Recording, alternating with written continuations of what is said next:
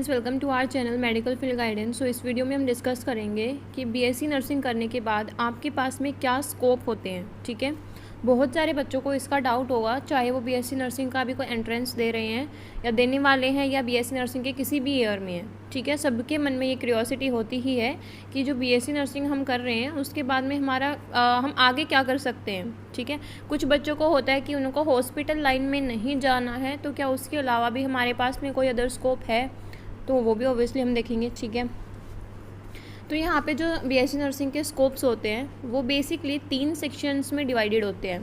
पहला जो स्कोप आता है वो आपका आता है क्लिनिकल स्कोप।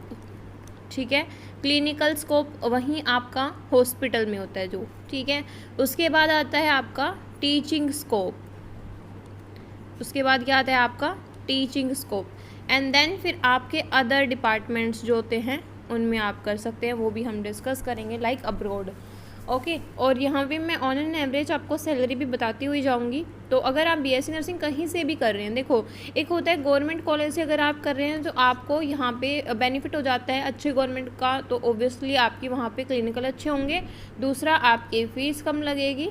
ठीक है, बस यही 2 चीज़ होती हैं। अदरवाइज़ अगर आप प्राइवेट से भी कर रहे हो तो ऐसा कुछ नहीं है कि यहाँ पे आपको इनमें कोई अलग ढंग मिलेगा या कुछ भी अलग आपको करना पड़ेगा। सबको अगर क्लिनिकल स्कोप में गवर्नमेंट जॉब चाहिए तो चाहे जिसने गवर्नमेंट कॉलेज से बीएससी नर्सिंग की हो या फिर प्राइवेट कॉलेज से की हो, सबको एग्ज़ाम देना पड़ेगा। ठीक है, यहाँ पे क्लिनिकल स्कोप में सबसे पहले आता है आपका स्टाफ नर्स, या आप नर्सिंग ऑफिसर भी बोल सकते हैं, जो अभी रिसेंट में हमारा बहुत अभी ये कॉमन है कि जो स्टाफ नर्स की वैकेंसी होती थी पहले, अब वो स्टाफ नर्स से चेंज होकर क्या बोलते हैं हम उसको नर्सिंग ऑफिसर। एक थोड़ा सा रेपुटेड वर्ड टर्म उनको दे दी गई है। ठीक है, तो नर्सिंग ऑफिसर आप सबको पता है, एम्स के बारे में सबने सुना होगा। एम्स का नोरसेट का एग्ज़ाम आपका होता है। ठीक है, तो आप बीएससी नर्सिंग करने के बाद में इस एग्ज़ाम की तैयारी कर सकते हैं। इसमें अराउंड आपकी जो सैलरी होती है वो 90,000 होती है, 1 महीने की इनिशियल सैलरी। ठीक है, उसके बाद में अदर जो भी जैसे पीजीआई वगैरह में आप कर सकते हो, उसमें भी अराउंड इतनी ही सैलरी होती है। ठीक है, पीजीआई में। उसके बाद अगर आपका कोई स्टेट हॉस्पिटल है गवर्नमेंट, उसमें भी आप कर सकते हो, बट उसमें ये आपकी 60 to 70,000 सैलरी होती है। बात समझ में आ गई। यहाँ पे आपने मान लो ये आपने ज्वाइन कर लिया, आपने एग्ज़ाम की तैयारी करी, आपका नर्सिंग ऑफिसर की पोस्ट पे सिलेक्शन हो गया। अब यहाँ पे आपके पास में 2 साल के एक्सपीरियंस के बाद में आपका प्रमोशन होता है एज वार्ड, या फिर आप बोल सकते हो नर्सिंग सुपरवाइज़र। ठीक है, सुपरवाइज़र। अब इसकी जो सैलरी होती है ऑब्वियसली ज़्यादा होगी, तो ये आपकी 1 लाख अबोव होती है इन एम्स, राइट। आगे फिर 2-3 साल का एक्सपीरियंस होने के बाद में आपके पास में आता है डिपार्टमेंट नर्सिंग सुपरवाइज़र। ठीक है, डिपार्टमेंट नर्सिंग सुपरवाइज़र। उसके बाद क्या आता है, अगेन आपका एक्सपीरियंस, अगर आपका जो है रैंक इंक्रीज़ हो रही है तो ऑब्वियसली सैलरी भी बढ़ेगी। ठीक है, आप अंदाज़ा लगा ही सकते हैं, एम्स जैसे में आपकी 2.5-3 लाख रुपए भी सैलरी होती है इनकी। डिपार्टमेंट के बाद आता है आपका असिस्टेंट नर्सिंग सुपरिटेंडेंट।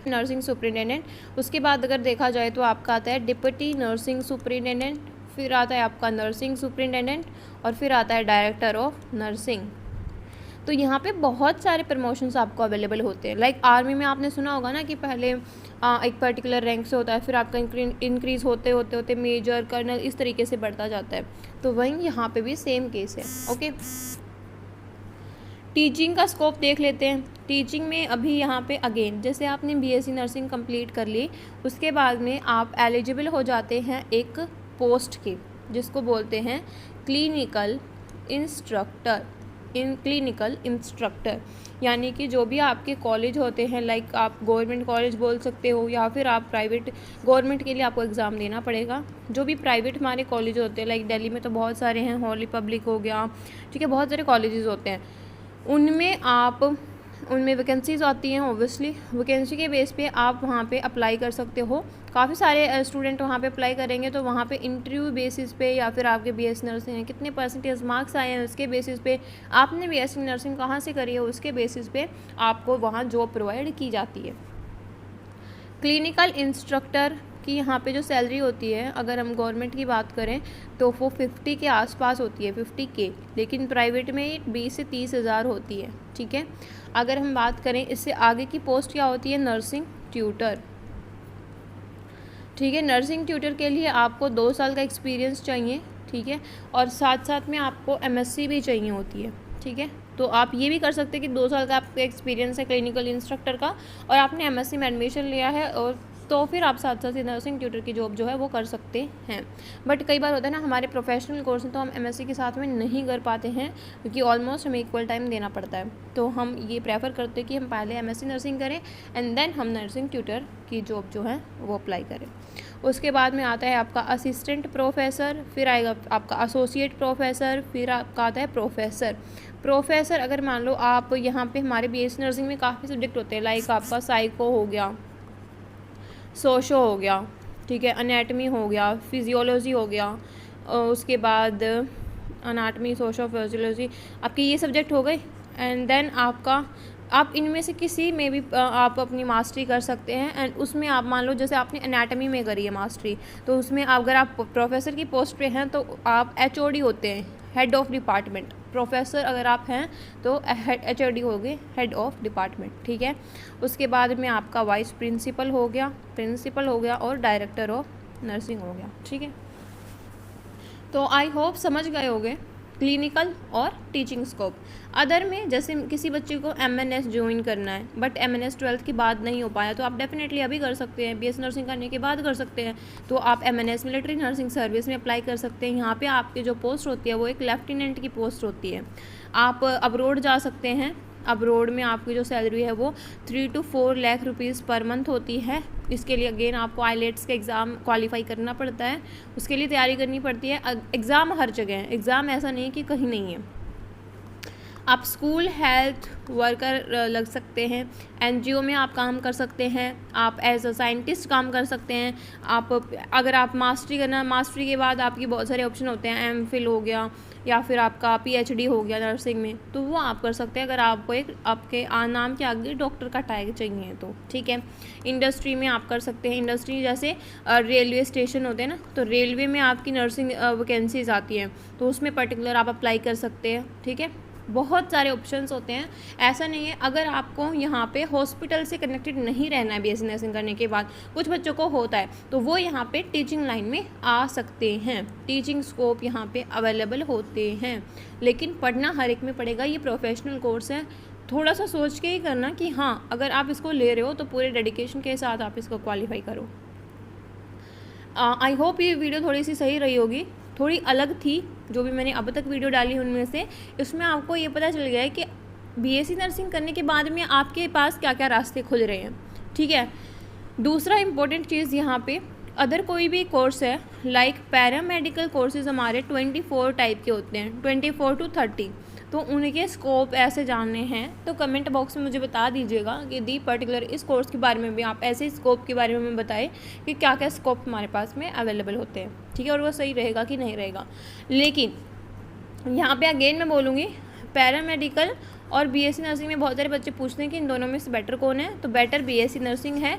यहाँ पे होता है कि कॉलेज लाइफ में पैरामेडिकल वालों की कॉलेज लाइफ अच्छी होती है इन्जॉयमेंट के तौर पे, यहाँ पे उनको बर्डन ज़्यादा होता है BSc नर्सिंग वालों को, बट इनकी लाइफ, इनका फ्यूचर बाद में बढ़िया होता है, सैलरी बढ़िया होती है, रेपुटेशन बढ़िया होती है रेदर देन आपके पैरामेडिकल। तो अगर आप कॉलेज के 3 से 4 साल अगर मौज मस्ती करना चाहते हो तो पैरामेडिकल चूज़ कर सकते हो, लेकिन लाइफ टाइम आपको शांति चाहिए अपनी लाइफ में तो BSc नर्सिंग आप चूज़ करें, क्योंकि मैं आपको यहीं प्रेफर करूँगी, इससे बेटर कोर्स नहीं हो सकता है कोई भी। ठीक है, आई होप मैंने थोड़ा बहुत गाइड किया होगा। ये वीडियो उन बच्चों के लिए भी है जो थोड़े से कंफ्यूज हैं BSc नर्सिंग को लेके कि ये तो बढ़िया कोर्स नहीं है। एक बार आप जब जानते हो ना चीज़ों को कि यार इतनी बढ़िया बढ़िया, जैसे हमारे जो ट्यूटर्स आते हैं पढ़ाने के लिए, उनको देख के इतना अच्छा फील होता है कि हम भी कभी वैसे पढ़ाएंगे बच्चों को, राइट। तो प्रोफेसर्स की पोस्ट वगैरह जो होती है ना बहुत स्पेशल होती हैं। ठीक है, आप अपनी इसमें PhD कर सकते हैं। अगर आप नीट के थ्रू डॉक्टर नहीं लगा पा रहे हैं तो डेफिनेटली आप यहाँ पे लगा सकते हैं। ओके, और आप रिसर्च एरिया में भी जा सकते हैं, जैसे मैंने बताया साइंटिस्ट लाइन, बहुत सारे ऑप्शन हैं। तो ऐसा नहीं है कि ये सोच के मैंने चलना कि नहीं बीएससी नर्सिंग में मुझे ज़बरदस्ती एडमिशन मिला है या मुझे नहीं करनी है, ये वो सोच के मत करो। अच्छे से पढ़ाई करो, इससे बेस्ट कोई चीज़ नहीं है अभी के टाइम पे। Okay, thanks for watching this video. कोई भी अदर क्वेरी या डाउट है तो आप मुझे कमेंट सेक्शन में पूछ सकते हैं। थोड़ा सा यहाँ पे मैं ब्रीफ बता देती हूँ। हमारा कोर्स आपका चला हुआ है AIIMS BSc honours nursing and paramedical 2023 session के लिए। उसमें बेसिकली मैंने प्रीवियस वीडियोस में बताया हुआ है, तो यहाँ पे कोई भी उसके रिगार्डिंग क्वेरी है बच्चों को तो आप मुझे, मैं नंबर प्रोवाइड कर दूँगी वीडियो के नीचे या फिर आपका डिस्क्रिप्शन बॉक्स में, आप मुझे डायरेक्ट वहाँ पे पूछ सकते हैं। थोड़ा सा और मैं यहाँ पे मेंशन करना चाहूँगी, 2021 में हमारे कोर्स से 97 बच्चों का सिलेक्शन हुआ था। यहाँ पे KGM बीएससी नर्सिंग में हमारे यहाँ पे 34 ऑल इंडिया रैंक आई थी, समृद्धि की 38 थी। ओके, और 2022 में अगर बात करें तो हमारे कोर्स में 211 बच्चों का नाम मेरिट लिस्ट में है इन एम्स, और KGM में बीएससी नर्सिंग में 34 ऑल इंडिया रैंक है, 65 है और 85 है। तो आई होप जब ऑल इंडिया रैंक आ सकती है तो सिलेक्शन तो आराम से हो जाएगा। और कोई भी क्वेरी है तो आप मुझे पूछ सकते हैं। Thanks for watching this video.